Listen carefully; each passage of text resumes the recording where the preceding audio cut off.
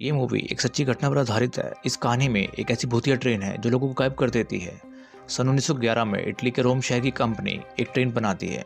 उस साल 14 जून 1911 को एक कंपनी इस ट्रेन को यात्रियों के लिए पहली बार चलाती है। कंपनी अपने ट्रेन की पहली यात्रा के लिए 100 लोगों का चुनाव करती है और ट्रेन के पहले सफर के प्रचार के लिए कंपनी उस ट्रेन के सभी यात्रियों के लिए मुफ्त में खाने पीने की चीजें मुहैया कराती है और साथ में उनके लिए 6 स्टाफ मेंबर का इंतजाम भी करती है जो यात्रियों को सफर के दौरान सुविधाएं दे सके। और 14 जून का वो दिन जब सभी यात्री ट्रेन में बैठ जाते हैं और ट्रेन को ग्रीन सिग्नल मिल जाता है तो ट्रेन अपने भयानक सफर पर निकल पड़ती है। कुछ ही समय में ट्रेन रफ्तार पकड़ लेती है। ट्रेन में जाने वाले यात्री रास्ते के खूबसूरत नज़ारों का मजा ले रहे थे और साथ ही ट्रेन की सुविधाओं का लाभ उठा रहे थे। सब कुछ तय समय से चल रहा था। आसपास के इलाके के लोग भी ट्रेन को वहां से गुजरते हुए देखते हैं। लेकिन तभी उन 106 लोगों के साथ कुछ ऐसा होता है जिससे आज 113 साल बाद भी इटली के लोग हैरान हैं। ट्रेन अपनी रफ्तार से लास्ट स्टॉप के लिए आगे के लिए बढ़ रही होती है और रास्ते में लोबार्डी नाम का एक काला टनल आता है। यह टनल करीब 1 किलोमीटर लंबा होता है और इस टनल के आने से ट्रेन के खूबसूरत सफर में एक डरावना और भयानक समय शुरू हो जाता है। उस टनल से उस समय बहुत सी ट्रेनें गुजरा करती थी, इसलिए इस ट्रेन का उस टनल से होकर गुजरना कोई अलग बात नहीं थी। लेकिन उस दिन ये ट्रेन उस टनल में पहली बार एंटर करती है और उसके बाद जो हुआ उसकी किसी ने कल्पना भी नहीं की थी। दरअसल ये ट्रेन टनल में एक तरफ से एंटर तो हुई लेकिन टनल के दूसरे सिरे से आज तक बाहर नहीं आई। जैसे ही ये खबर लोगों को पता चली तो लोग एक होश उड़ गए और तुरंत इस मामले की जांच शुरू हुई। जांच शुरू करने के करीब एक दिन बाद ट्रेन का कुछ पता नहीं चला। कंपनी के लोग बताते हैं कि उनके पास उस ट्रेन का आखिरी लोकेशन लोम्बार्डी टनल है और इससे आगे वो ट्रेन कहाँ गई और इस बात की कोई जानकारी नहीं। और यहीं पर मामला राष्ट्रीय अखबार और देश की सरकार तक पहुँच जाता है। लोगों को हैरानी सिर्फ इस बात की होती है कि सिर्फ 1 किलोमीटर लंबी सुरंग से आखिर ये ट्रेन बाहर क्यों नहीं निकल पाई।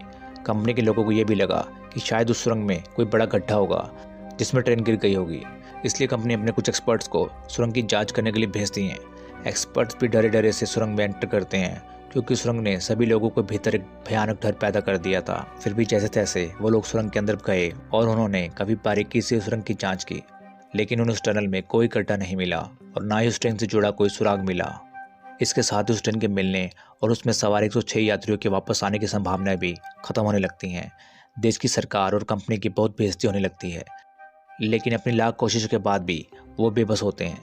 और फिर उन्होंने उस ट्रेन के लापता होने का पोस्टर बनवाया और उस पोस्टर को आसपास के सभी शहरों और दूसरे शहरों में भेजा गया, जिसे देखकर सब लोग बड़ी हैरान हुए कि भला इतनी बड़ी ट्रेन कैसे लापता हो सकती है। सोचिए, अगर आपको भी ऐसा पोस्टर देखने को मिले तो आपको कैसा लगेगा।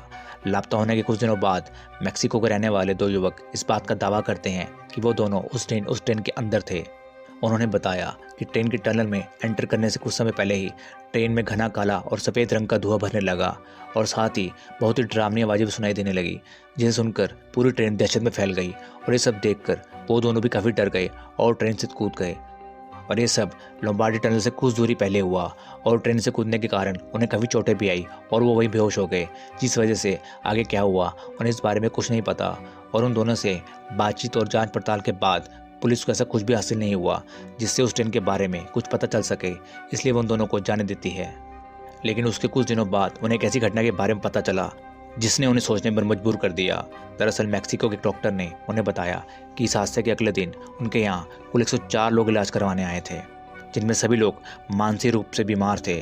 डॉक्टर ने बताया कि उन्होंने जानने की काफ़ी कोशिश की कि आखिर उनके साथ ऐसी कौन सी घटना घटी थी जिस वजह से उनकी हालत हुई, लेकिन उनके लाख कोशिश करने के बावजूद भी उन लोगों ने उन्हें कुछ नहीं बताया। और उसके बाद ना जाने वो लोग कब वहाँ से चले गए।